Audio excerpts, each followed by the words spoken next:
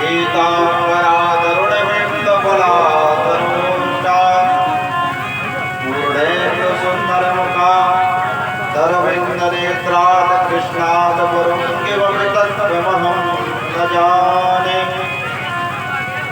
कृष्णात्वदीयपदपङ्कजपञ्जरान्ते अट्टैव मे विसतुमान् सदा जहंसा बाणप्रयाणसमये दिव्यवार्तविद्ये कण्ठावहनविदौ सुमरणं विपश्ये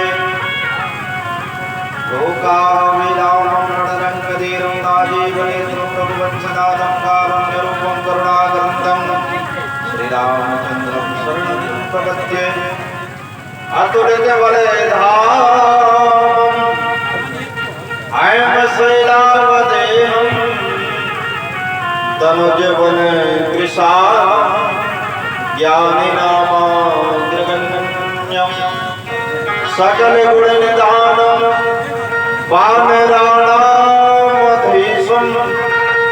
रघुपते प्रियभक्तं वातजातं नमामि। जय जय श्री राधारमण जय जय नवले किशोर जय गोपीचित चोर प्रभु जय जय मानन चोर पापं पावगरमानं पापात्मा पापकामः त्राहि मां पार्वतीनाथो सर्वपापहरो भगवान बिहारी लाल जय भागवत महापुराण की जय जय जय श्री राधे श्याम।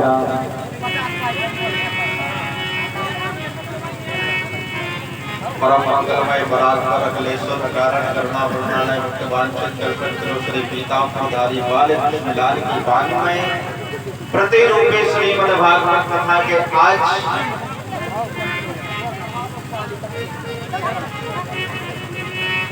विश्राम दिवस है और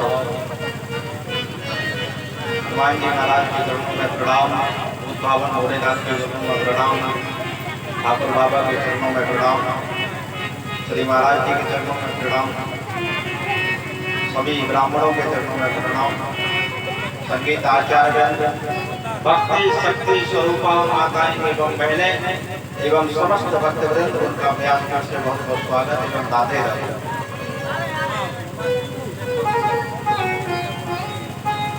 सबसे पहले तो आप सभी को मेरी तरफ से बसंत पंचमी एवं गणतंत्र दिवस की हार्दिक शुभकामनाएं। मां सरस्वती से यही प्रार्थना करूंगा कि आप सभी के ऊपर माता रानी की कृपा दृष्टि हमेशा बनाए रखें, आप सभी के घरों में हमेशा सुख शांति समृद्धि के साथ में लक्ष्मी जी का वास हो, मां सरस्वती की कृपा हो, सभी का जीवन हमेशा उन्नति की ओर चलता रहे और मां सरस्वती का आशीर्वाद आप सभी पर बना रहे और आप सभी की बुद्धि और कौशल से अपने जीवन को समाज में आगे बढ़ाते रहे, ऐसे हम माता रानी से प्रार्थना करते हैं। राधे राधे।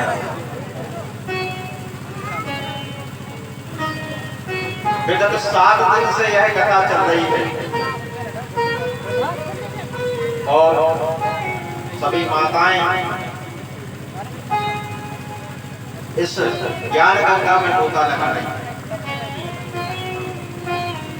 आज मौसम खराब होने के कारण विलंब हुआ। कल इंद्रदेव ने भी बड़ी कृपा की।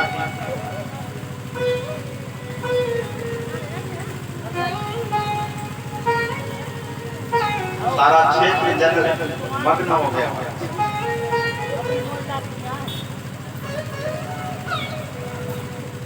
भागवत हमें सिखाती है कि जीवन कैसे जिया जाए और हमारी मुक्ति कैसे।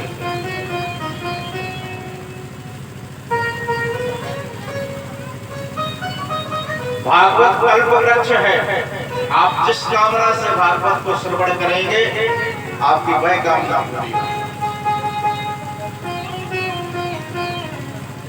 एक सेठ जी थे, उनके पास धन की तो कोई कमी नहीं थी, परंतु वह कभी भी धार्मिक आयोजन में अपना धन नहीं खर्च करते, ना ही कभी धार्मिक आयोजन में पहुंचते थे। एक बार उनकी पत्नी ने कहा कि हमारे पास में ही भागवत हो रही है, आप क्यों नहीं चले जाएंगे? एक आध दिन तो आप चले ही जाओ। आप लोगों ने भी बोला होगा, नहीं बोला?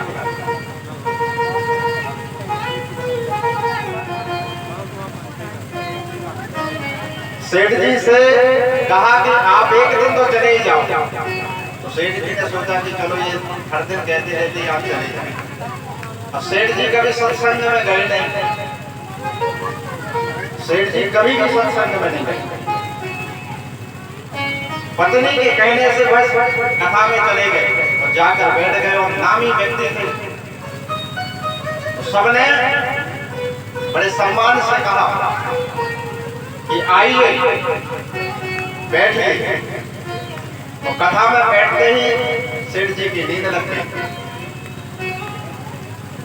कथा में बैठते ही नींद लग गई। कथा पूरी हो गई, जयकारा लगा, बोलो बाले कृष्ण लाल की जय। तो सेठ जी की नींद खुली। जिसकी बिछाई पर वो बैठे हुए थे, उसने कहा महाराज कथा पूरी हो गई, अब आप जाइए।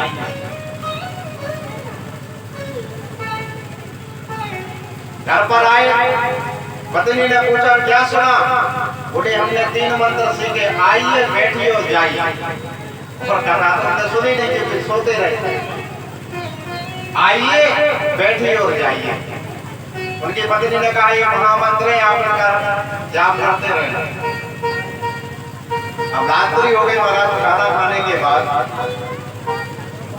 अब कथा में तो सो ही लिया था, उनको रात्रि में नींद नहीं आई। कथा में सो लिया तो नींद आएगी कैसे? तो रात्रि में वह पलंग पर बैठ गए। उन्होंने सोचा भागवत में जो मंत्र मिले थे उन्हीं का जाप कर लिया जाए।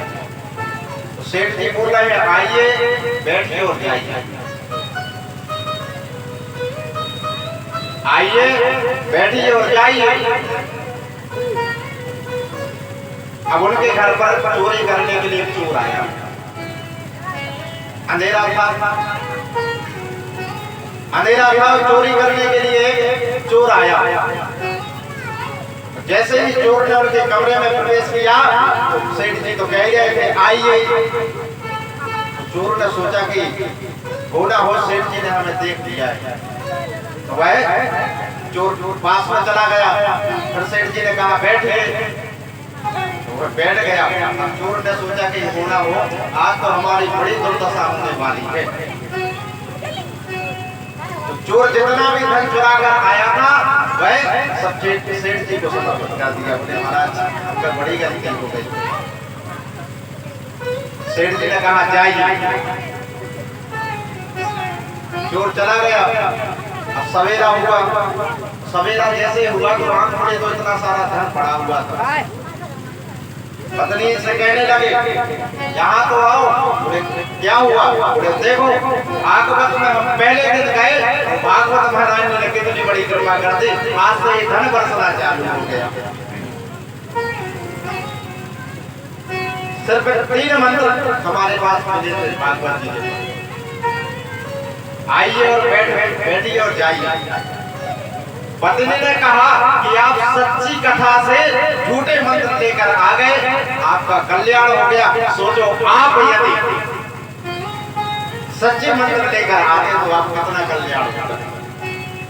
तो भागवत तो कल्प वृक्ष है, जिस भावना से आप सुनेंगे आपकी वह भावना पूरी होगी।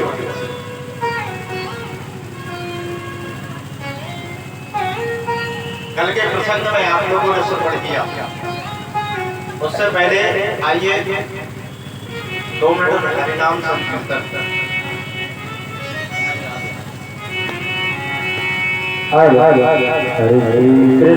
गोविंद हरे मुरारे हे नाथ नारायण वासुदेवा श्री कृष्ण गोविंद हरे मुरारे हे नाथ नारायण वासुदेवा हरे मुरारी हे नाथ नारायण वासुदेवा कृष्ण गोविंद हरे मुरारे हे नाथ नारायण वासुदेवा श्री कृष्ण गोविंद हरे मुरारे हे नाथ नारायण वासुदेवा श्री कृष्ण गोविंद हरे मुरारे हे नाथ नारायण वासुदेवा श्री कृष्ण गोविंद हरे मुरारी हे नाथ नारायण वासुदेवा श्री कृष्ण गोविंद हरे मुरारे हे नाथ नारायण वासुदेवा श्री कृष्ण गोविंद हरे मुरारे हे नाथ नारायण वासुदेवा हे नाथ नारायण वासुदेवा हे नाथ नारायण वासुदेवा आपके बिहारी लाल की जय हो कामस्तु वासुदेवा सोदकदा प्रागरुद्रमानुना देहो पादये भूयास्तमे प्रत्यापदात्। कल के प्रसंग में हम सब ने बहुत धूमधाम से कन्हैया का विवाह उत्सव मनाया और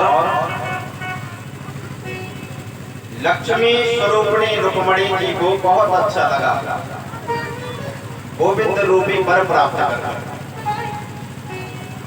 उनके मन की अभिलाषा पूरी हुई। आचार्य सुखदेव जी महाराज कहते हैं कि रुक्मणी को लेकर कन्हैया द्वारिका पधारे और उनका गृह प्रवेश कराया। एक बात आप लोगों से कहना चाहता हूं, जो व्यक्ति ज्यादा बढ़ता है, ध्यान से सुनना सभी लोग, जो व्यक्ति ज्यादा बढ़ता है, ज्यादा उन्नति करता है, प्रगति करता है, उसके शत्रु भी उतने ज्यादा हो जाते हैं। उदाहरण के तौर पर बागेश्वर महाराज को देख लीजिए, कितने शत्रु हो गए। सनातन पर चलने वाला व्यक्ति के पीछे राक्षस लोग इतने बढ़ गए कि जीना मुश्किल हो गया। जो जितना ज्यादा ऊंचा उठेगा उसके शत्रु भी उतने ज्यादा होंगे। शत्रु किसी कारणवश हो ऐसा नहीं है, बिना कारण के शत्रु हो जाते हैं। पहले छोटे से मकान में रहते थे, आज इतना बड़ा मकान हो गया।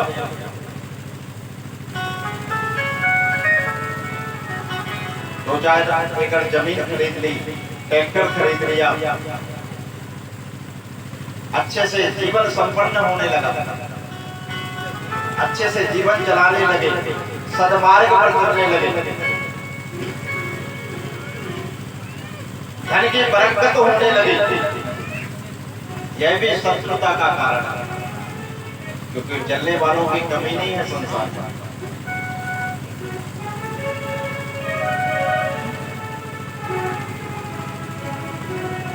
लेकिन समझदार व्यक्ति कौन है?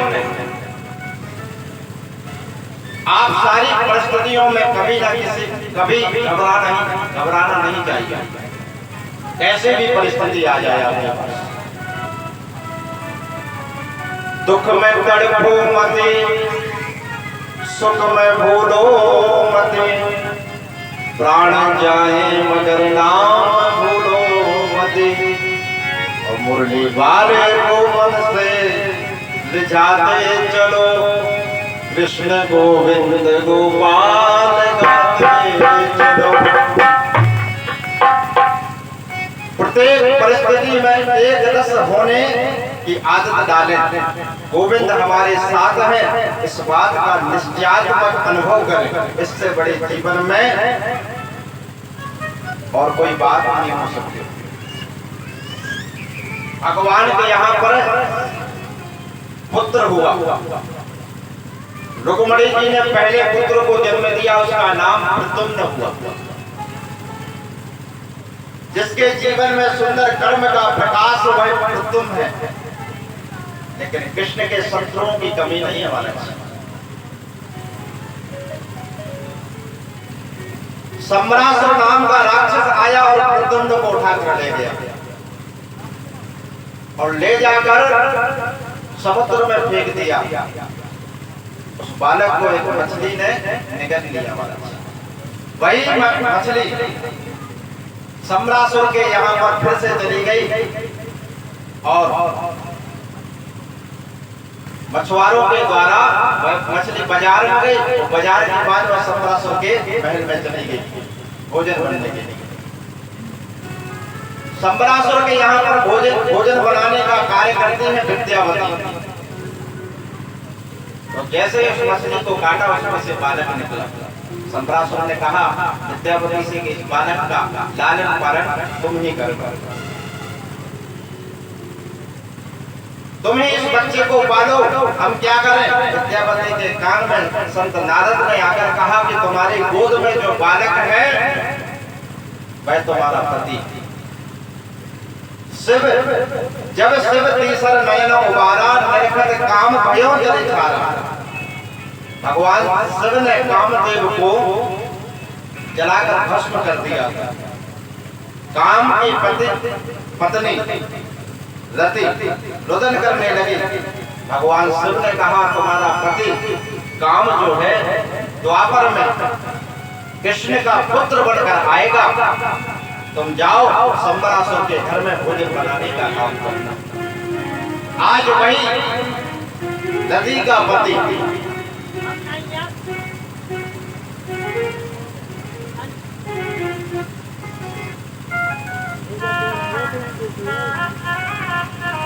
सम्रासुर के यहाँ पर विद्यावती भोजन बनाने का काम करने लगे।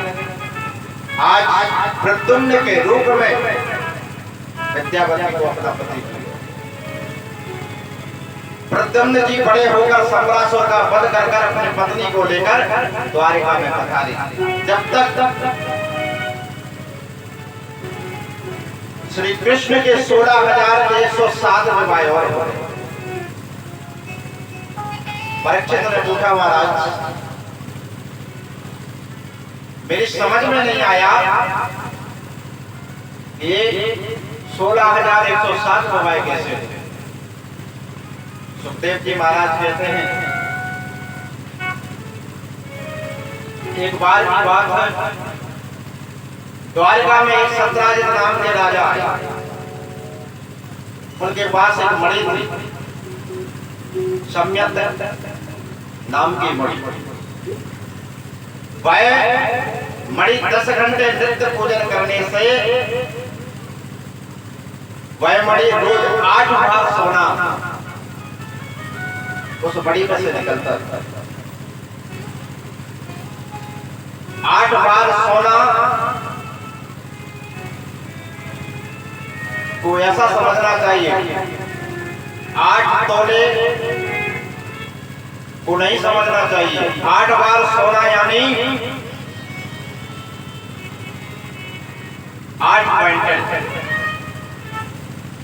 हर दिन उस मणि में से निकलता था। 8 क्विंटल सोना। उस मणि को देकर सत्राजित द्वारिकाधीश की सभा में आए।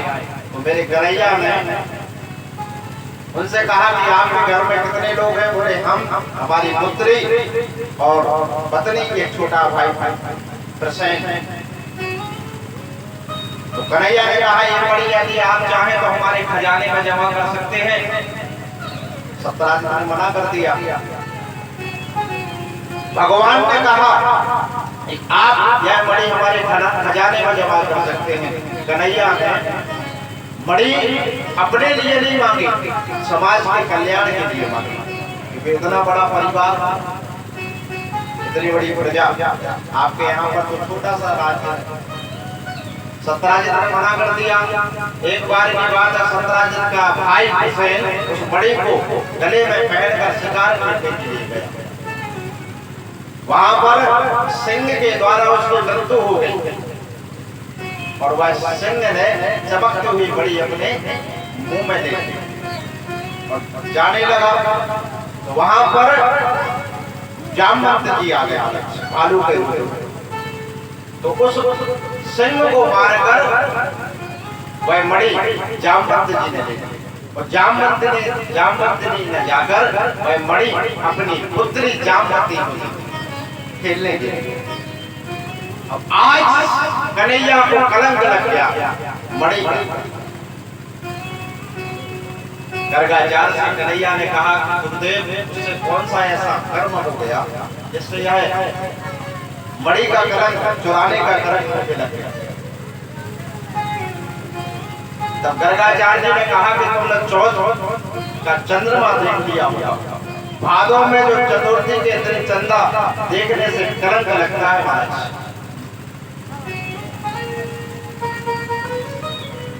भादों की चतुर्थी को जो देख लेता है उसको कलंक लगता है। कन्हैया 10-5 सैनिकों को लेकर गए जहां पर प्रसेन मारा गया था। वहां पर उन्होंने ध्यान से देखा तो एक सिंह के पद चिन्हों को देखा।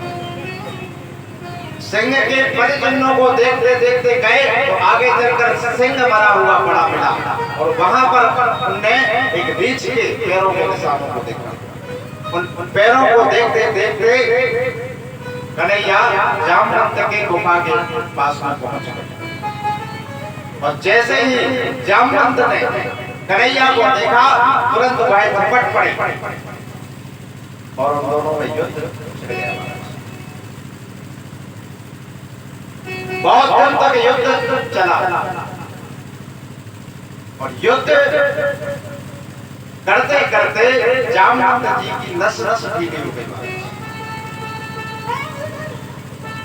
जामवंत जी समझ गए कि ये मेरे प्रभु राम ही हैं और कोई में इतना बल नहीं है जो मेरे साथ युद्ध कर सके।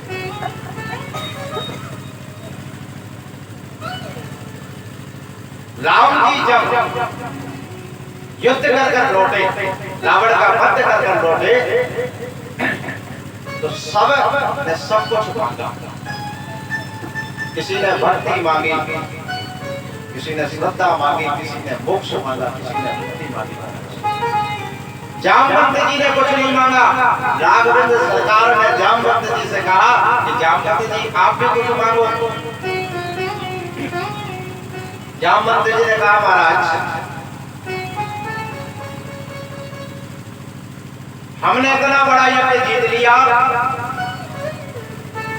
और मेरी टक्कर का रावण की सेना में कोई नहीं मिला तो मेरे साथ युद्ध कर सकते। तो देना ही चाहते हो तो एक ही वरदान दे दो कि 2-2 हाथ आपसे ही हो जाए। राघवेंद्र सरकार ने कहा, देखो भक्त और भगवान में कभी युद्ध नहीं हो सकता और अभी यह मर्यादा के खिलाफ। आपको यदि युद्ध की इतनी अभिलाषा है ही तो मैं आपको वरदान देता हूं, द्वापर युग में आपसे दोनों हाथ मांगे। आज वही जामवंत अभिलाषा को मिले कन्हैया ने पूरा करा। बोले आपका के संतान के लिए आप करूंगा। बोले हमारे ऊपर बड़ी जवानी का कलंक लगा है, वह मणि आपके पास में है। जामवंत ने कहा, महाराज वह तो मैंने अपनी पुत्री को दे दी और पुत्री को दिया हुआ दान वापस नहीं लेना चाहिए। तो मेरे मन में एक अभिलाषा है कि आप एक काम करें, हमारी पुत्री से विवाह कर ले तो मणि भी आपको मिल जाएगी। कन्हैया ने कहा, जैसी आपकी इच्छा। वहीं पर जंगल में मंगल हुआ। विवाह कर जामवती को लेकर द्वारिकाधीश द्वारिका पधारी। ये उनका दूसरा विवाह हुआ। अब सत्यराजन को बड़ा बुरा लगा कि बताओ मैंने द्वारिकाधीश के ऊपर कलंक लगा दिया। काजल से यदि कोई चीज कारी होती है तो वह होता है कलंक, और भगवान किसी को कलंक ना होने देते। सत्यराजन को बड़ी गिलानी होगी, महाराज मैंने बहुत बड़ी गलती कर दी। अब तो सत्यराजन जहां भी जाए, सत्यराजन जहां जाए वहां पर उसकी थू-थू होने लगे। बताओ द्वारिकाधीश के ऊपर इन्हें बड़ी चुराने का कलंक लगाया। सत्यराजन ने एक दिन आए, महाराज हम तो जी नहीं पा रहे हैं। बोले क्यों? बोले जहां भी जाते हैं सब लोग हमारे ऊपर पूछते हैं कि बताओ इन्होंने कलंक लगा दिया। बोले क्या करें? बोले एक काम करो, आप हमें ससुर बना लो। आप हमें ससुर बना लेंगे, हमारी पुत्री के साथ में आप विवाह कर लेंगे तो किसी की हिम्मत नहीं होगी उनसे कुछ लेने। कन्हैया ने कहा जैसे आपकी इच्छा। तो तीसरा विवाह सत्यराजन की पुत्री सत्यभामा से। एक दिन की बात, भगवान गए,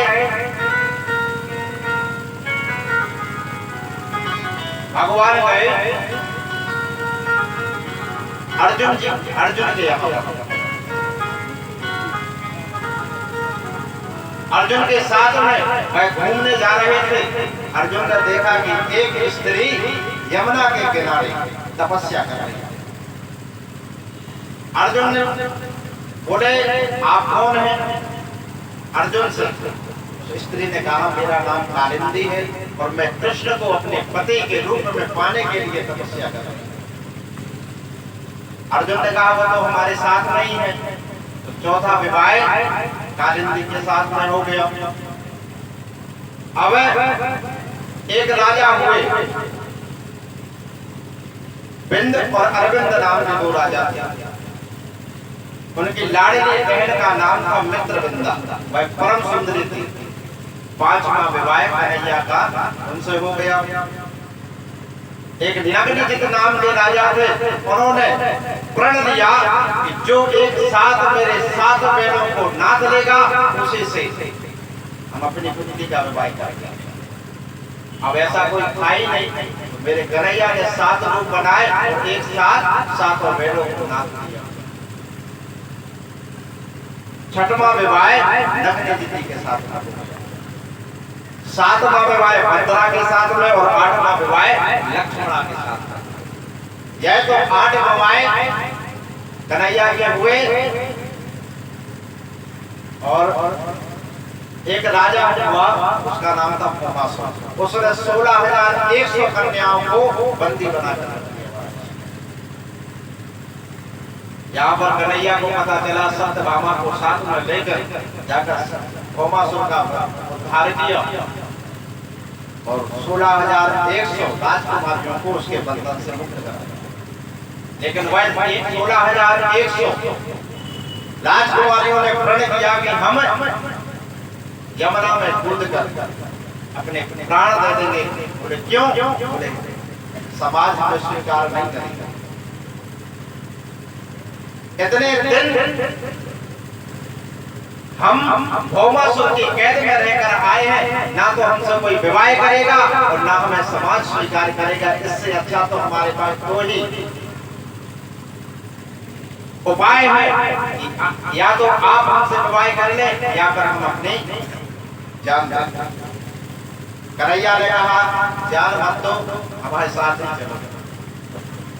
16,107 राजकुमारियों के साथ में कन्हैया ने एक साथ विवाह कर लिया। अब कितने विवाह हो गए? 16,108। सारी रानियां प्रेम से रहने लगी। सारी रानियों से 10-10 पुत्र और एक कन्या का जन्म। तो कन्हैया के परिवार की संख्या कितनी हो गई आप लोग हिसाब लगा लें। बोलो दादे। और उनके यहाँ भी 10 पुत्र हो गए। कन्हैया के परिवार की संख्या 56 करोड़ हो गई। बोलो राधे राधे। सारी रानियां एक साथ रहने लगी। अब एक पत्नी के साथ में व्यक्ति सुखमय अपना जीवन नहीं व्यतीत करता। कुछ ना कुछ बात पे किसी ना किसी दिन तो अनबन हो जाती है।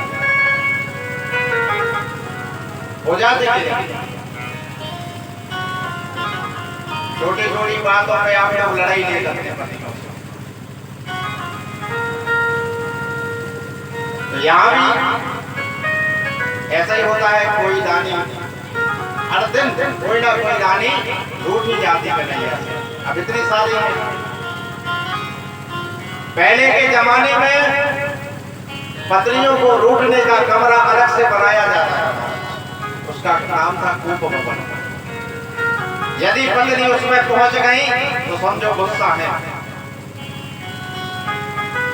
पतिदेव जाए बड़े प्यार से मनाए उनको जब वो मानती थी। यहाँ भी कन्हैया के कूप भवन में कोई ना कोई रानी हर दिन चली जाती थी।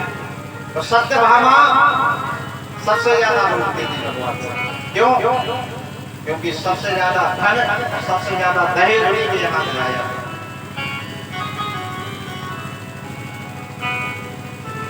दहेज जिसके घर से आए उसके ठाट देखो।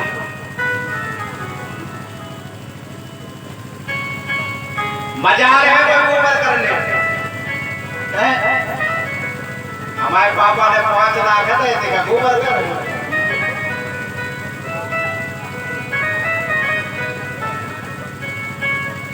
5 लाख दिए पापा ने, गोबर थोड़ी करे। 7 से गोबर करवा है। बोलो राधे राधे।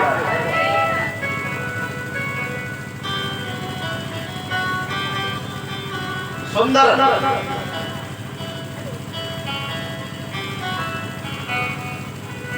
परिवार का लालन पालन करने लगा। सुंदर राजपाट संभालने लगे कन्हैया। और कन्हैया की ख्याति चारों दिशाओं में फैलने लगी।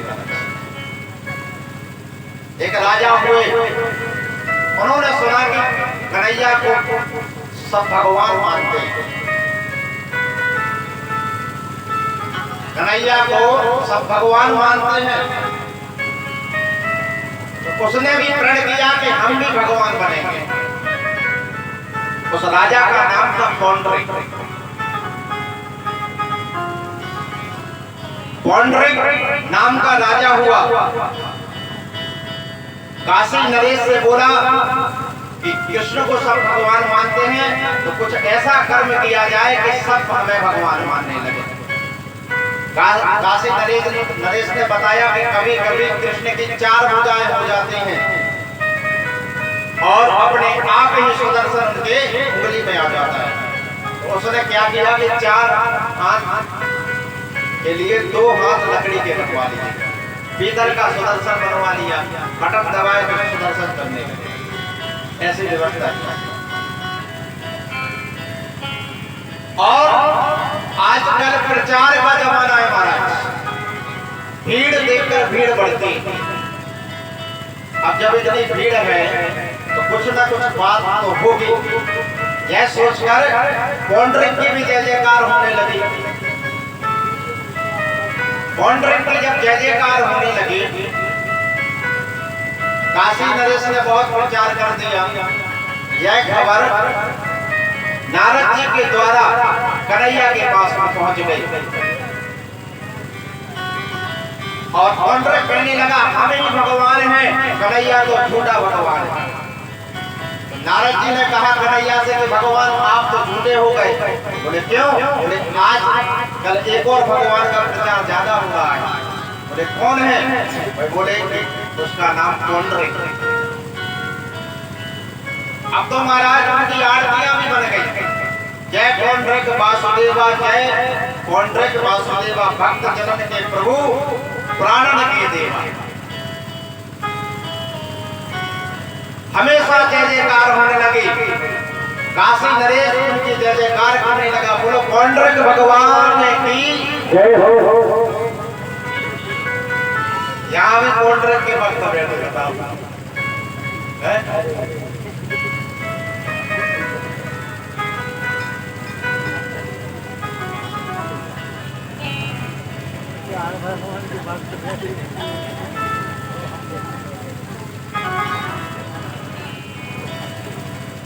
इसका मतलब यह है कि मन से कोई कथा नहीं सुन रहा, तुम तो बिल्कुल नहीं सुन रहा। बताओ कॉन्ट्रैक्ट दीजिए बोलते हैं।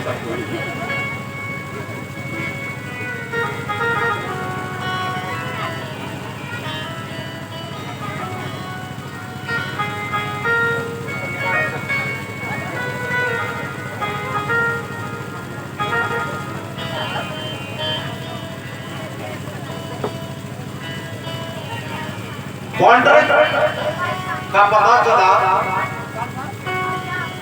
तो उद्धव महाराज को लेकर कन्हैया पहुंचे और कॉन्ट्रैक्ट का उद्धार कर दिया। बोलो द्वारिकाधीश भगवान की जय हो। कृष्णा सीद सखा काशित ब्राह्मणो ब्रह्मोत्तमा, विरक्त इंद्रियार्थेषु प्रसन्नात्मा जितेन्द्रिया। सुखदेव जी महाराज ने परीक्षित को सुंदर एक प्रसंग सुनाया और कहा कि भगवान का नाम दीन बंधु है और हमेशा वह दीनों पर कृपा करते रहते हैं। सुंदर सुदामा जी का प्रसंग सुनाया। सुदामा जी बचपन से ही विरक्त थे महाराज, इंद्रियों में सुदामा की प्रकृति थी। सुदामा का शांत मन है और जितेंद्रिय है, परम जितेंद्रिय है सुदामा जी। सुदामा जी ने जीवन में एक बार भी भिक्षा नहीं मांगी, ऐसा भागवत में वर्णन आता है।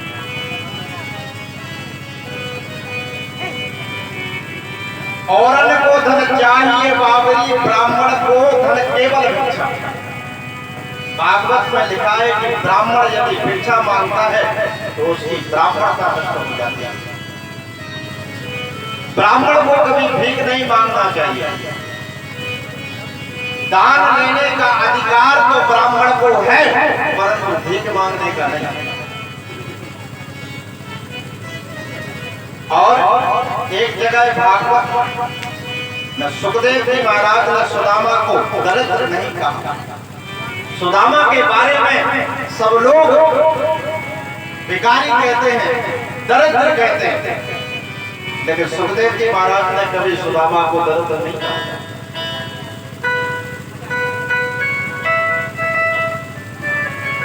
सुदामा को जितने सुंदर विश्लेषण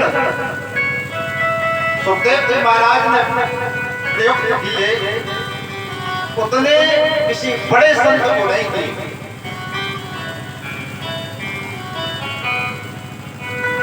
सुदामा के यहाँ पर सुबह खाने को है तो शाम को खाने का ठिकाना नहीं रहता,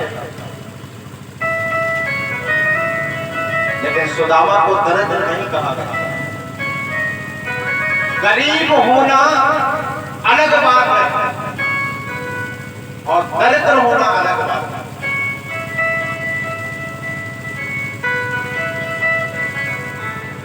गरीबी से बड़ा अभिश्राप संसार में कुछ नहीं है।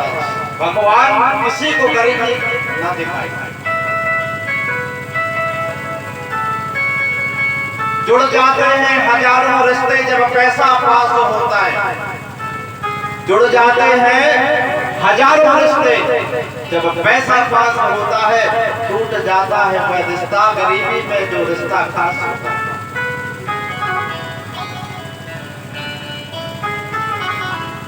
भगवान किसी को गरीबी न दे, मौत दे दे पर गरीबी न दे।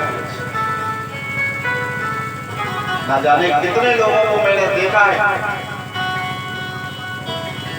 जो सुबह खाने का प्रबंध करने तो शाम का ठिकाना नहीं रहता। आज भी इतने गरीब मैंने देख लिया। मैं तो परमात्मा से एक ही प्रार्थना करता हूं, किसी को गरीबी का मुंह दिखाई दे। गरीब होना अलग बात है और दरिद्र होना अलग बात है।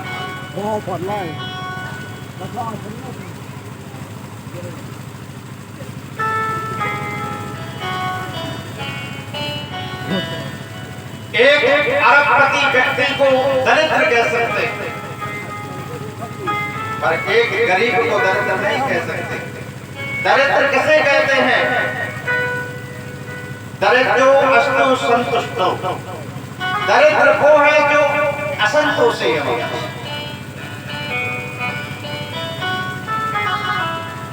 जिसके मन में असंतोष है वही दरिद्र है। जब आवे संतोष धन सब धन धूरी समान। हजारों लाखों रुपए हमारे पास हैं और की कामना करता है और आता असंतोष, उसके मन में संतुष्टि नहीं है, वह दरिद्र है।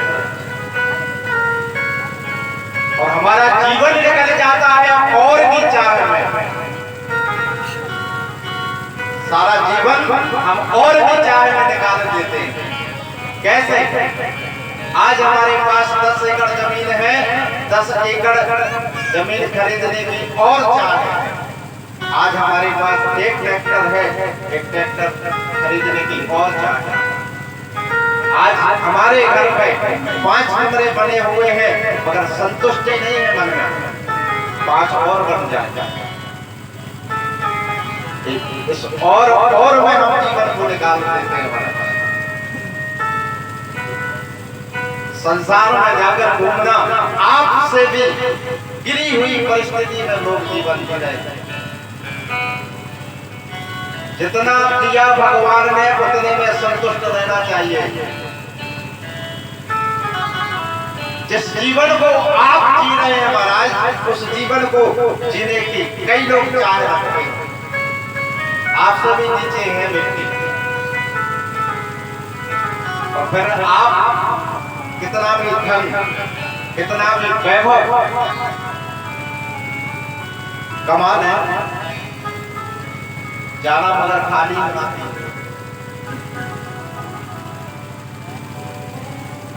इसलिए अपने मन को समझाओ कि जितने में हम हैं उतने में संतुष्ट रहे।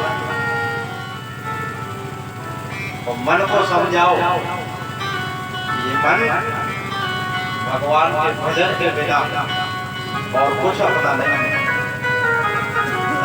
अरे रे पापी मन कर ले भजन, रे पापी मन कर ले भजन, बाद में प्यार पछताएगा जब पिंजरे से पंछी निकल जाएगा। जब पिंजरे से पंछी निकल जाएगा, जब पिंजरे से पंछी निकल जाएगा। रे पापी मन कर ले भजन, रे पापी मन कर ले भजन, बाद में प्यार पछताएगा जब पिंजरे से पंछी निकल जाएगा, जब पिंजरे से पंछी निकल जाएगा।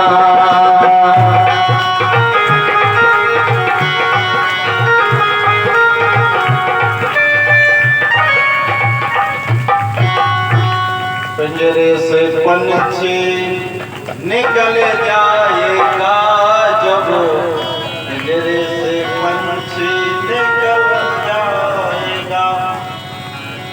हमेशा हमें अपने मन को समझाना चाहिए, क्योंकि अंत समय कंठ अवरुद्ध हो जाता है और भगवान का नाम नहीं निकलता।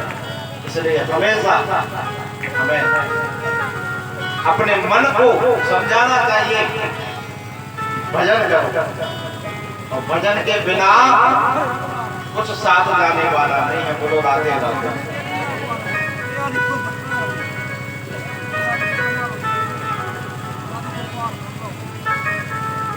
सुदामा गरीब है परंतु दरिद्र नहीं है। क्यों? क्योंकि जब आवे संतोष धन सब धन क्रोधी समाज। बेचारे सुदामा के बच्चे भूखे पड़े रहते, परंतु सुदामा किसी के यहाँ पर मांगने के लिए नहीं गए। जो कुछ दान घर में आ जाए उसी से भोजन बनता। कोई कोई दिन तो वैसा निकल जाता महाराज कि बच्चे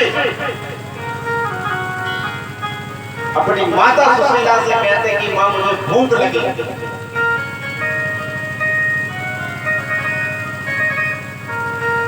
महाराज सुशीला जैसी पत्नी भी किस्मत वालों को मिलती है। सुदामा जी भजन करने लग जाते और सुदामा के बच्चे भूखे हैं, मगर सुशीला ने आज तक सुदामा से ये नहीं कहा कि आप थोड़ा सा धन का संचय कर लो, हमारे बच्चे भूखे हैं। एक साड़ी में अपना पूरा जीवन निकाल दिया, वो भी न जाने कितने जगहों से फट गई, उसको सिल कर पहन ली, परंतु सुदामा से ये नहीं कहा कि मेरी साड़ी फट गई, साड़ी की व्यवस्था कर। हमेशा अपने पति के अनुष्ठान में बंधी रही। यह होती है पतिव्रता नारी। बच्चों को भूख लगती,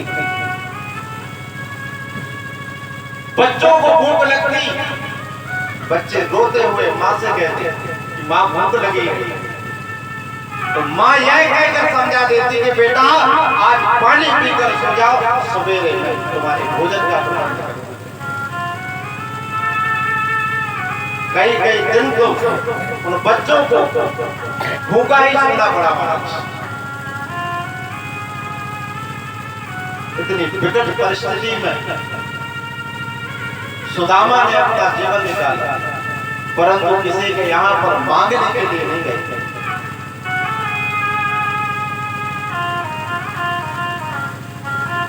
गरीबी बहुत बड़ा विश्राम होता है महाराज, बहुत।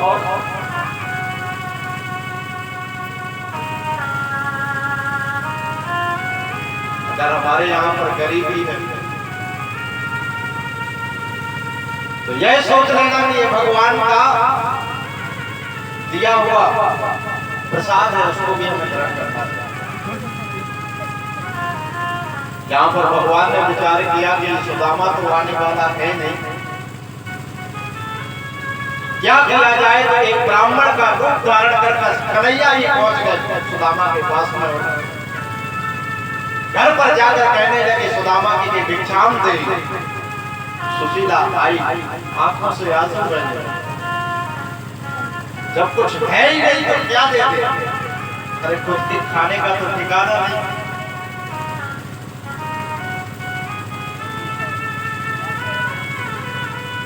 द्वारे पर महंत खड़े हैं और कह रहे हैं कि भिक्षाम दे। सुशीला आई और आंखों में आंसू लेकर कहने लगी कि महाराज माफ करिए, हम आपको भिक्षा नहीं दे सकते क्योंकि हमारे यहाँ पर सूतक लगा हुआ है। सूतक है इसलिए हम आपको दान नहीं दे सकते। बाबा ने कहा अच्छा देवी सूतक है, जातक का जन्म हुआ, क्या हुआ है, बेटा हुआ या बेटी? बोले बेटी हुई। दरिद्रता में जन्म लिया है इसलिए लेना देना सब कुछ बंद हो गया है।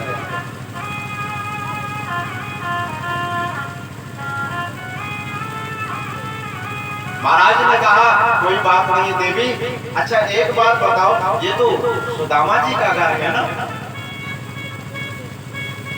और हमने तो सुना है कि सुदामा जी ये द्वारिकाधीश के परम भक्त थे और दोनों में अच्छी मित्रता थी, बचपन के सखा हैं ये दोनों। आज सुशीला को पता चला कि द्वारिकाधीश इतने बड़े राजा और मेरे स्वामी के परम मित्र, भगवान के परम मित्र हैं सुदामा। यह बात सुदामा जी ने अपनी पत्नी को भी नहीं बताया।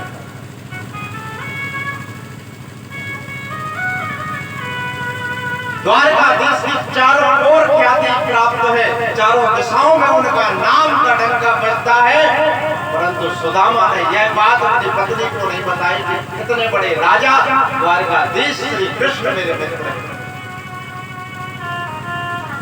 यह होती है भक्ति। और आज किसी मंत्री प्रधानमंत्री के साथ में यदि एक फोटो खिंचवाने का सौभाग्य प्राप्त हो गया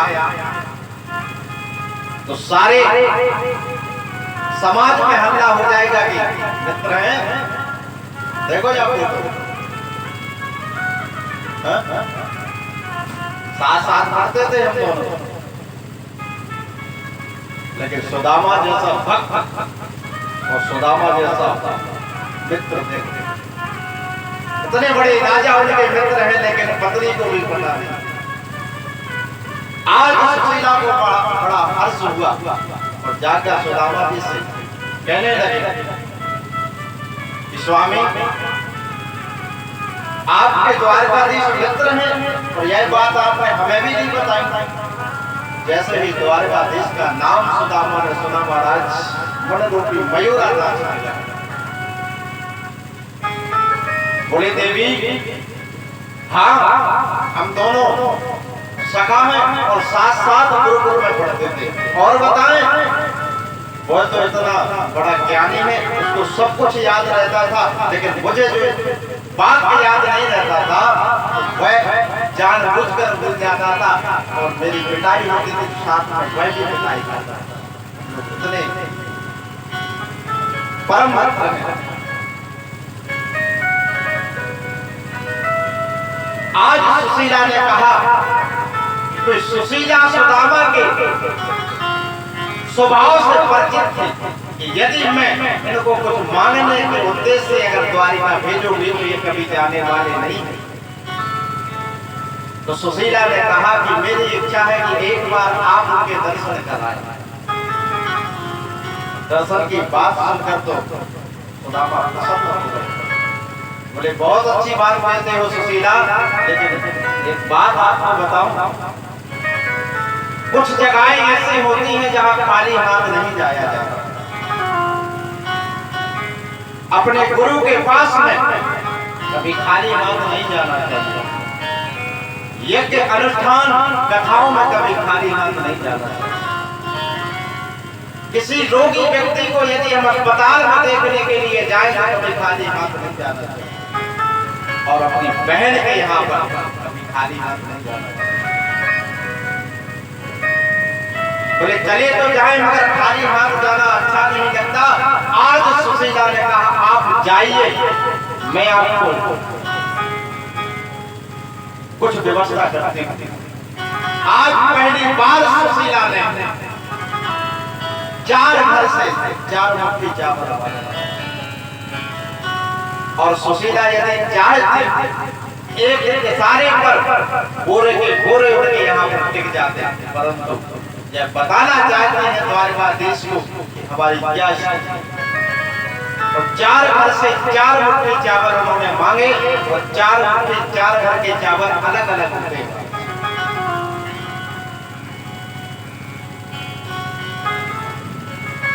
चार मुट्ठी चावल मांगकर लाई और अपनी साड़ी का पल्लू फाड़ा, उसको कई जगह से मोड़कर उस कुंडली को बांध दिया और देते हुए कहा सुदामा से, आप अपने मित्र से मिलने जा रहे हैं, बड़ी अच्छी बात है, लेकिन एक बात मेरी भी उनसे कह देना। बोली हाँ बताओ जल्दी। सुदामा ने कहा। सुशीला कहने लगी, एक माह तो पाक में दो एकादशी होए, और मेरे घर गोपाल की नित एकादशी होए। सुदामा जी से कहने लगे कि आप सिर्फ इतना ही कहते हैं अपने द्वारिकाधीश। आज उस कोठरी को लेकर सुदामा जी चलने लगे। पैदल जा रहे हैं महाराज, और निरंतर जाप करते जा रहे हैं। भूख लगती है, प्यास लगती है, जिंदगी अब उदास लगती है। भूख लगती है, प्यास लगती है, जिंदगी अब उदास लगती है। कैसे आऊं मैं द्वारिका तेरी, आस भी अब निराश लगती है। कैसे आऊं, मन में भावना है, लेकिन एक और मुश्किल हो गई। विशाल नदी पड़ गई महाराज, शाम होने वाली थी। कन्हैया खुद ही माझी बनकर आ गए और कहा महाराज चलना हो तो बताओ, एक आखिरी नाव है, इसके पहले कई नाव निकल गई, लेकिन कुछ ना होने के कारण सुदामा जी को कोई ले नहीं जाता, ले नहीं गया महाराज। आज स्वयं भगवान माझी बनकर आए और सुदामा से कहने लगे, बाबा उस पार जाना है क्या? बोले जाना तो है, परंतु कुछ देने के लिए नहीं है। भगवान का वचन है, जो तू आवे एक पग मैं पग आऊं साथ। जो तू आवे एक पग मैं पग आऊं साथ। अगर आप भगवान से निष्ठात्मक प्रीति रखते हो और एक कदम मेरे कन्हैया की ओर बढ़ाते हो, तो कन्हैया 60 कदम आपको लेने आ जाता है। आप एक कदम तो बढ़ाओ। कन्हैया ने कहा कि बाबा बैठ जाओ, हम आपसे कुछ नहीं लेंगे उतराई। सुदामा जी को नदी पार करा दी, और नदी पार करने के बाद फिर पैदल चलने लगे, और चलते चलते पांव में फोड़े पड़ गए। पांव में से रक्त बहने लगा। बहुत हार थक कर एक पेड़ के नीचे सुदामा जी लेट गए, और जैसे लेटे उनकी नींद लगती थकान के कारण। मेरे कृपा सिंधु कन्हैया ने उनको सोते हुए सीधे द्वारिका बुला लिया। बोलो द्वारिकाधीश की। और जैसे ही सुदामा की नींद खुली, उन्होंने देखा कि बहुत बड़े बड़े महल अटारियां दिखाई पड़ने लगी। एक राय से पूछ लिया कि भैया सुनो, यह द्वारिका कितने दूर है? तो राय ने कहा महाराज जी द्वारिका में ही आप पड़े। बोले अच्छा, तो ये बताओ यहाँ पर कन्हैया का घर कहाँ पे? बोले कन्हैया? कौन कन्हैया? बोले हमने सुना है उनका नाम बहुत बड़ा है, और वह यहाँ के राजा है।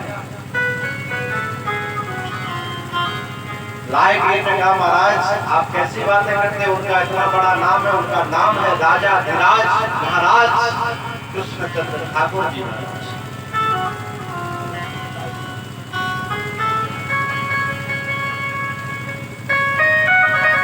बोले यहाँ से वहां तक जहां तक आपकी नजर जाए सब द्वारिकाधीश में ही महल है।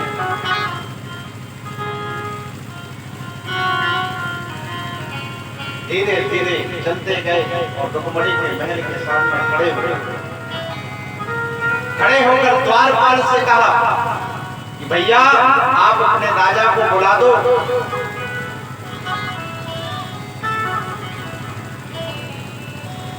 और उनसे एक बात कह देना कि आपके बचपन का मित्र सुदामा आपके द्वार पर खड़ा है और आपसे मिलना चाहता है।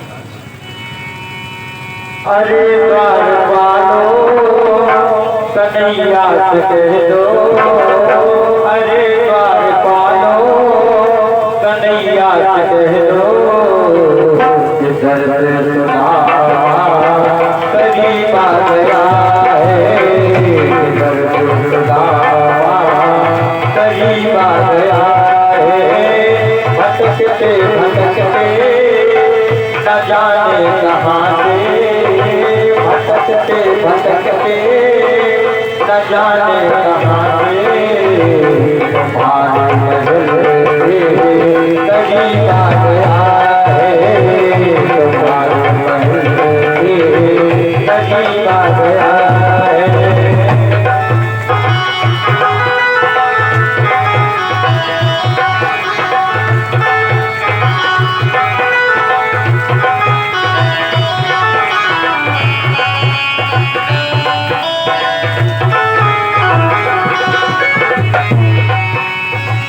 नशे पे पगड़ी न तन पे जामा, बता दो कन्हैया तो नाम है सुदामा हो, बता दो कन्हैया तो नाम है सुदामा हो, बता दो कन्हैया तो नाम है सुदामा। एक बार जाकर मोहन से कह दो, एक बार मोहन से जाकर कह दो, मैंने कथा नसीब आ गया है, मैंने कथा नसीब आ गया है।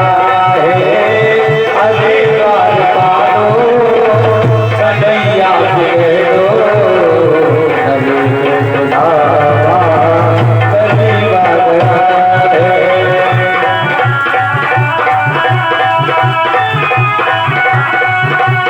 आ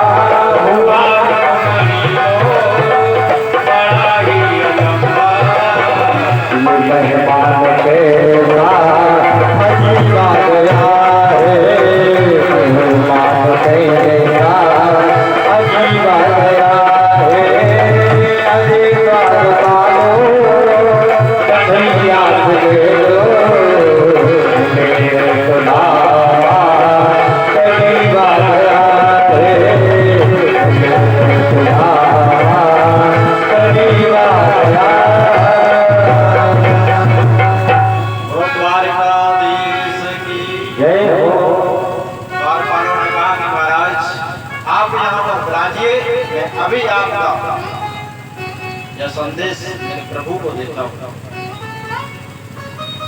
जय विजय न जागर श्री द्वारिकाधीश से प्रार्थना की। भगवान ने कहा बोलो क्या बात है। जय विजय पूरे आपको विश्राम में व्यवधान डालने के लिए क्षमा चाहता हूँ महाराज। आप तो साक्षात करुणा के सागर हैं। हम आपसे एक बात कहना चाहते हैं कि निवेदन करना चाहते हैं। जय विजय ने कहा अरे शेष पगान जगातन पे प्रभु जाने को आई बसो कहीं ग्रामा धोती पटे सिलटी दुपटी अरुपाय उपासन की नहीं सामा द्वार हार खड़ो तुझ दुर्लभ एक लहो चकिसो वसुधा अभिरामा। और पूछत दीन दयाल को नाम बतावत आपनो नाम सुदाम। एक निहात गरीब ब्राह्मण द्वार पर खड़ा है, नितांत विपन्न ब्राह्मण द्वार पर खड़ा है, जिसके पैरों में वाई फटी, सिर ढकने के लिए वस्त्र नहीं है, 20 जगह से धोती फटी है, अपना नाम सुदामा बता रहा। जैसे ही मेरे कन्हैया ने सुदामा नाम सुना, सिंहासन पर से खड़े हो गए और दौड़ गए। दुपट्टा कहीं गिरा, कुंडल कहीं गिर गए, नंगे पांव सुदामा को लेने के लिए आज द्वारकाधीश चल पड़े। एक द्वार को पार किया, 2 द्वार को पार किए और 7वां द्वार को पार कर कर सीधे सुदामा के पास जाने लगे। आज सारे महल में सन्नाटा छा गया महाराज। ऐसा कौन सा व्यक्ति आज इनसे मिलने के लिए आ गया जो स्वयं नंगे पांव दौड़ कर उसको लेने। कृष्ण के सारे पुत्रों को अचंबा हुआ, सारी पटरानियां देखती रही। और जैसे ही सुदामा को कन्हैया ने देखा तो एक दूसरे को ऐसे देखते रहे जैसे मन वर्षों से मिलने के लिए तरस रही हो। आज मेरे कन्हैया ने सुदामा को गले से लगा लिया और प्रेम अश्रुओं से सिर को भिगो दिया। जाने कितने दिनों से दोनों मिलने के लिए तरस रहे हो। देख सुदामा की दीन दशा, करुणा करके करुणानिधि रोए। और पानी परात को हाथ छुओ नहीं, नैनन के दिल सो पगे हुए। महात्मा सुदामा को अंदर ले गए और अपने सिंहासन पर बिठाया। सुदामा को संकोच लगता है, तो तुरंत रुक्मिणी को आदेश दिया, जाओ तो जाकर परात में पानी लेकर आओ। तुरंत इतने में ही मन में विचार आया, यह जल तो मेरे चरणों से निकला है, यह ब्राह्मण है, ब्राह्मण को अपने चरणों तक कैसे मैं आप दे सकता हूँ। यह सोचकर अपने आंसुओं से सुदामा के चरण को धुला दिया। अरे बराबर अपने सुदामा बचाए, चरण आंसुओं से शाम के धुलाए। चरण आंसुओं से धुलाए हो, चरण आंसुओं से शाम के धुलाए। घबराओ प्यारे सखा तुम सुदामा, घबराओ प्यारे सखा तुम सुदामा। बुद्धि का समय करीब आ गया है, बुद्धि का समय करीब आ गया है। अरे बार पालो भैया के दो सुदामा, करीब आ गया है। सुदामा करीब आ गया है, सुदामा करीब आ गया। रुक्मिणी जब तक जल को लेकर आती तब तक तो मेरे कन्हैया ने उनके पांव को धुला दिया और पांव को देखते देखते कन्हैया की आंखों में आंसू आ गए। कैसे दुर्दशा मेरे मित्र की हुई। सुदामा के पांव में न जाने कितने कांटे लगे हुए हैं। उन कांटों को मेरे कन्हैया ने अपने हाथों से निकाला और जैसे ही पांव को धोने लगे तो सुदामा ने मना कर दिया कि लाला तो मेरे पांव को ना छू, मुझे बहुत संकोच लगता है। कृष्ण ने कहा कि विप्र प्रसादात् धरणीधरोऽहम् और विप्र प्रसादात् कमलापरोऽहम् विप्र प्रसादात् अजिताजितोऽहम् विप्र प्रसादात् मम राम नाम। कहने लगे महाराज आज मैं जो भी हूं आप ब्राह्मणों के आशीर्वाद से, यही तो मेरे पास धन है आपकी कृपा से कि सर्वस्व मुझे प्राप्त हुआ है। स्वर्ण मंडित सिंहासन पर श्री सुदामा को विराजमान कर उनके चरण धोकर बोले आपके इस चरणामृत से आज मेरी द्वारिका पावन हो जाएगी। और चरणामृत पीने के बाद दानियों से कहा कि इस चरणामृत को सब लोग पान करना और सारे महलों में छिड़क देना। महाराज आज हमारी द्वारिका धन्य हो गई आप जैसे ब्राह्मणों को यहाँ पाकर। रुक्मणी पंखा करने लगी महाराज। रुक्मणी पंखा कर रही है, सारी पटरानियां उनके स्वागत में लग गई। अब आप ही लोग ही बताओ क्या सुदामा दरिद्र है? त्रिलोकीनाथ जिनकी सेवा कर रहे हैं महाराज और लक्ष्मी साक्षात लक्ष्मी उनको पंखा जल रही है, वो दरिद्र हो सकते हैं क्या?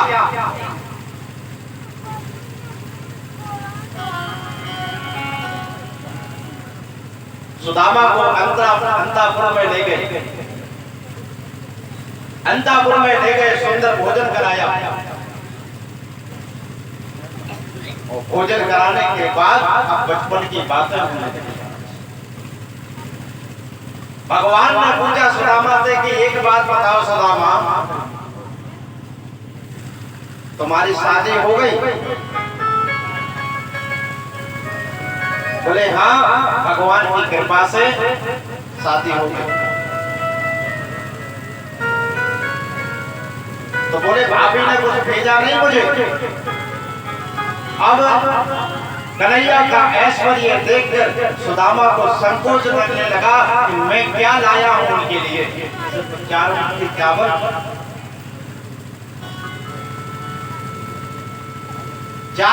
चावल, लेकर आया हूं और पोटली को बगल में दबा लिया, देने का मन नहीं किया।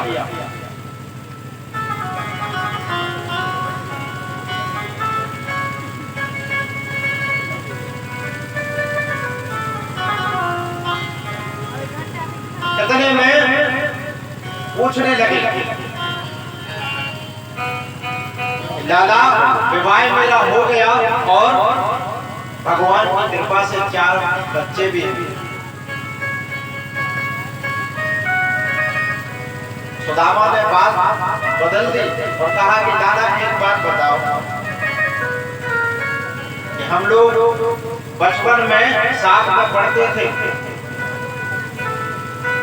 और साथ में ही समिधाएं मिलने के लिए जंगल में जाते थे।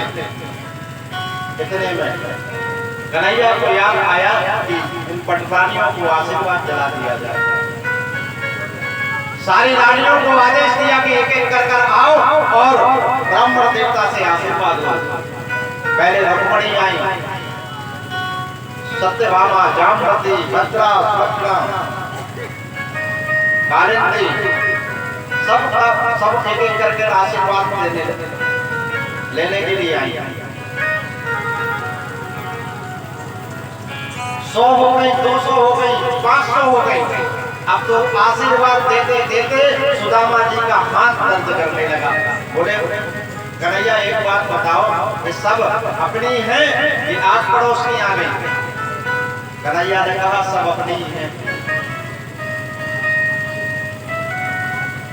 16,108 पटरानियों के लिए आशीर्वाद देते देते उनका कई दिन व्यतीत हो जाते। इसलिए सुदामा ने कहा कि एक काम करो कन्हैया, सबके बदले में मैं तुमको आशीर्वाद दे देता हूँ। सबको आशीर्वाद मिल गया। कन्हैया ने कहा कि लेकिन सुदामा गलत बात है, तुमने विवाह कर लिया और मुझे बुलाया है।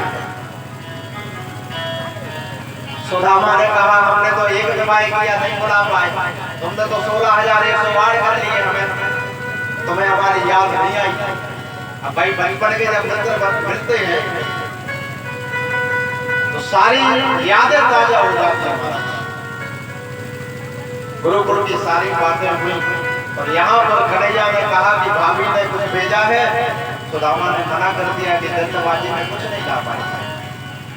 और यहाँ पर उन्होंने देखा कि हाथ के नीचे कुछ दबाए हुए हैं और एक झटके में उस पोटली को छीन लिया और उसमें से चावल निकाल कर एक मुट्ठी खा लिए और कह दिया कि सुदामा के लिए मैं सारा ऐश्वर्य प्रदान करता हूं। स्वर्ग में जो इंद्र को सुख प्राप्त होता है, मैं आज वह सुख सुदामा को देता हूं। इस प्रकार से 2 मुट्ठी चावल खाए तो सारा ऐश्वर्य प्रदान कर दिया। तीसरी मुट्ठी जैसे ही चावल खाने लगे तो रुक्मणी ने हाथ पकड़ लिया और कहा महाराज प्रसाद हम लोगों को ही बचा रहने दो। और आंखों आंखों में कृष्ण से कह दिया कि बड़े दयालु बन रहे हो ब्राह्मण के प्रति, सब कुछ ब्राह्मण को दे दोगे तो खुद सुदामा बनोगे क्या? और हमारे पास क्या रह जाएगा? भूल गए एक ब्राह्मण वह था जिसने आपकी छाती में लात मार दी थी। बड़े दयालु होते हो। तो रुक्मणी से कन्हैया ने कहा कि एक ब्राह्मण वह था जो तुम्हारा पत्र लेकर मेरे पास आया था और जिनकी कृपा से तुम यहाँ पर पटरानी बनी हुई। ब्राह्मणों का तो मैं दास हूं, ब्राह्मणों की कृपा से ही सब कुछ मुझे प्राप्त हुआ है। तुम भी मुझे ब्राह्मण की कृपा से ही प्राप्त हुई हो। आज मैं भगवान हूं तो सिर्फ ब्राह्मण की कृपा से। विप्र प्रसादात् धरणीधरो, विप्र प्रसादात् कमलावरो। आज तुम मेरे पास हो तो वह ब्राह्मण की कृपा से ही।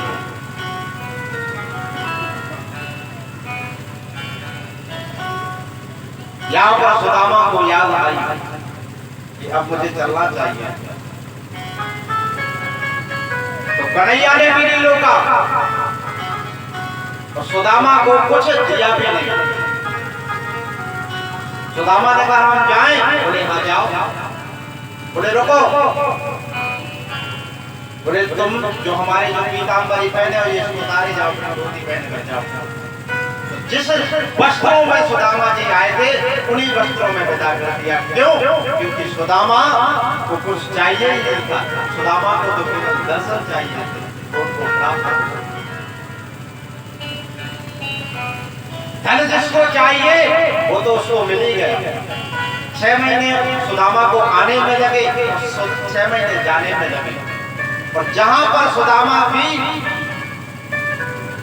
कुटिया बनी हुई थी महाराज, आज सुदामा को वहां पर बहुत बड़ा महल दिखाई पड़ा। अरे मंदिर देख डरे सुदामा जी तो मंदिर देख मंदिर देख सुदामा जी तो मंदिर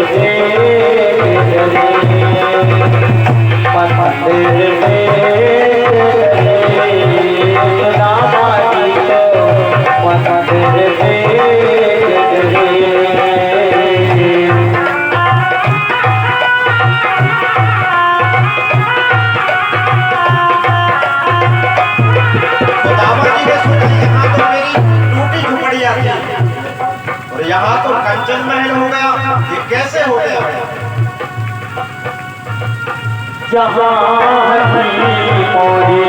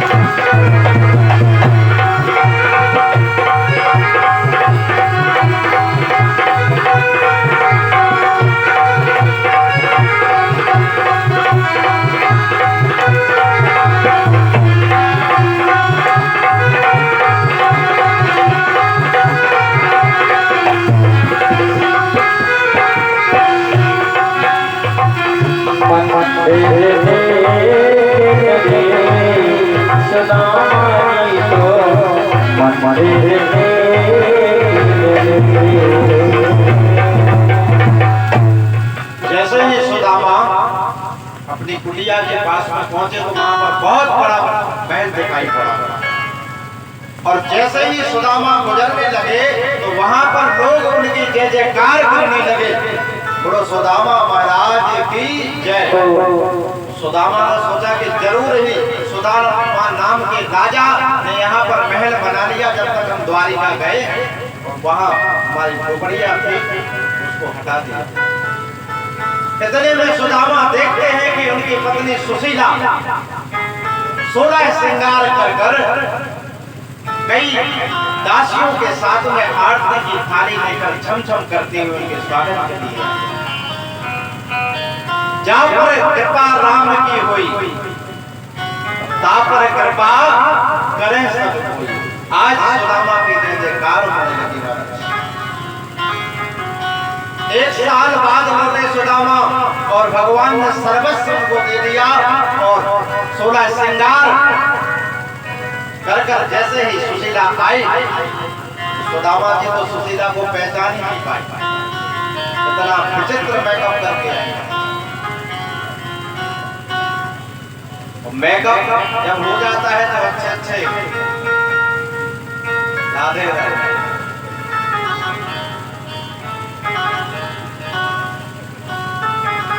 सुदामा सुशीला को नहीं पहचान पाई और जैसे ही सुशीला पास में आई तो भीड़ में सुदामा एक बगल हो गए। उन्होंने सोचा कि शायद कोई रानी आ रही है और जैसे ही सुदामा के सामने सुशीला आई, उनके चरण करने जैसे ही छुए, बोले आ गए महाराज। और जैसे ही सुशीला की आवाज सुदामा के कानों में पड़ी तो पहचान गए और कहने लगे, अरे सुशीला तुम्हारे दो चुटीला, इतना वैभव इतनी संपदा ये कहां से प्राप्त हुई? तुम्हें तो हम बिल्कुल ही नहीं पहचान पाए, इतनी सारी दासियों के साथ में तुम चमचम करते आई। सुशीला ने कहा, सब द्वारिकाधीश की कृपा। सुदामा ने कहा, तुम्हारे यहाँ तो द्वारिकाधीश की कृपा है, तुम्हें तो इतना वैभव मिल गया, हमें तो कुछ नहीं दिया। धोती तक छुड़ा दी, जैसे गए थे वैसे ही आ गए। बोले आपको चाहिए थे दर्शन, मुझे चाहिए था वैभव। सुदामा ने कहा, लो तुम्हें सब कुछ मिल गया, तुम्हें वैभव की आकांक्षा थी, तुम्हें प्राप्त हो गया। अब एक काम करो, सोने की रोटी बनाओ, चांदी की चटनी और बढ़िया मोतियों की सब्जी बना के खाओ। हम जा रहे हैं अपनी झोपड़िया में भजन करेंगे।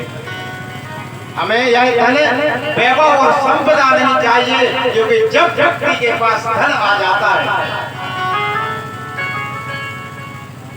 जब धन आ जाता है तो भजन में मन नहीं लगता।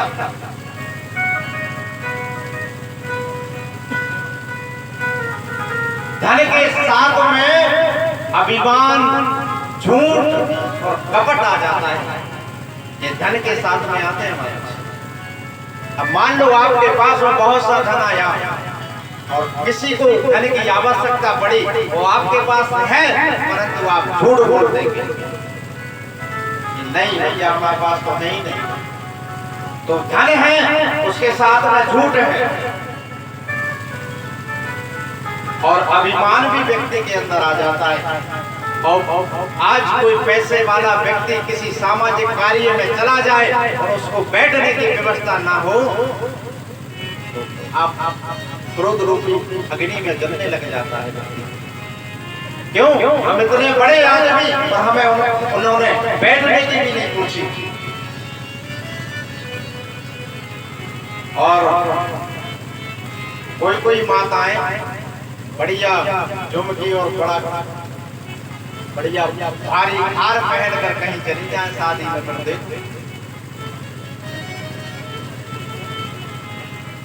बगल वाले से तो बात नहीं करेंगे। बोलो राधे राधे। आगे हम बता नहीं रहे हो क्या करना। आप कितने भी सोने के हार पहन लें, पहनकर चले जाएं, आपके ऊपर चोरों की नजर जाएगी। हाँ? जाएगी कि नहीं जाएगी? और आप यदि तुलसी की माला गले में डालकर चली जाएं तो कन्हैया की नजर जाएगी। तुलसी की माला यदि आपके गले में है तो कोई चोर आपको नहीं दे सकता। अगर देखेगा ही तो कौन देखेगा? ब्रजे बसंतम नवनीत चोरम प्रजानाम बसरे चोरम अनेक जन्मार्जित पाप चोरम तो चोराग्रगण्यम पुरुषम नमामि। कौन देखेगा? जिसने बालक अवस्था में नवनीत यानी माखन को चुराया।